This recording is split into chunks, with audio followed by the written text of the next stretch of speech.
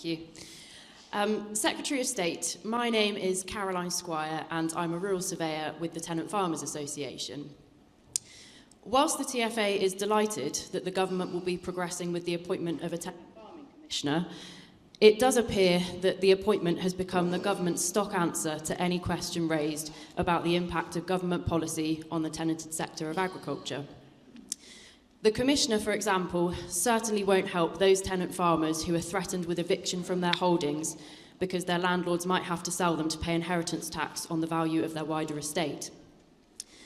In that the government wants to protect hard-working farming families to help them face change and find opportunity, isn't it appropriate that landlords letting for 10 years or more should be allowed to have 100% relief from inheritance tax on the agricultural value of land let under those tenancies, in line with the recommendations of the ROC Review on agricultural tenancies? Thank you. So 2 questions there on, I guess, lost opportunity and confidence. Let's start with the lost opportunity, Steve, if we can. Lost opportunity potentially on tenant farmers. Have you considered other potential opportunities arising from IHT exemptions? So, for example, there's already an exemption mechanism for land and buildings of, outstanding scenic or historic interest, and surely there's an opportunity here to consider other further exemptions. For example, land managed for, long-term environmental benefits, real win-win opportunities. Well, I think it's very important that we keep listening to the points that you're making there, and that we just heard. We need to keep listening, and we need to improve the environment for opportunities like the ones you're discussing to succeed. But I just want to take Susan's question first head on. Because I saw the demonstrations outside my window. I went out and I spoke to farmers, and some farmers came in to the House of Commons as well, and I spoke to them. I heard Tom, what he had to say as well. And the thing that struck me was how many people were saying, this is the final straw. I saw tractors with the final straw on placards on front of them. And what that said to me was, it wasn't, as I said in the speech, it wasn't just about that one issue, angry though people are about it, and I recognise that.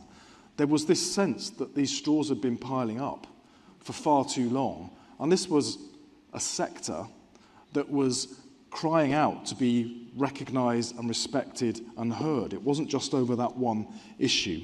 So what I've been outlining today is how this government can use our power to work with the sector to tackle some of those deep problems that have led to so many farmers being in a situation where when I visit them, they will tell me that they're working all the hours God sends to turn a negligible, if any, profit. And it's important to me that businesses, particularly where people are putting in so much hard work, can turn a profit. So a lot about what we're talking about is how we make those businesses profitable. On APR itself, I know it's very unwelcome. It wasn't something we intended or wanted to do before we saw the state of the public finances, and of course I regret that. But we've tried to make it a little easier. For most people who are inheriting an estate, the first 3 million will be fully exempt. After that, people would only have to pay half the rate that would apply elsewhere, and instead of having to pay it off in one go, it can be phased over 10 years. Now, I know that doesn't address all of the concerns, but it's intended to make it a little easier.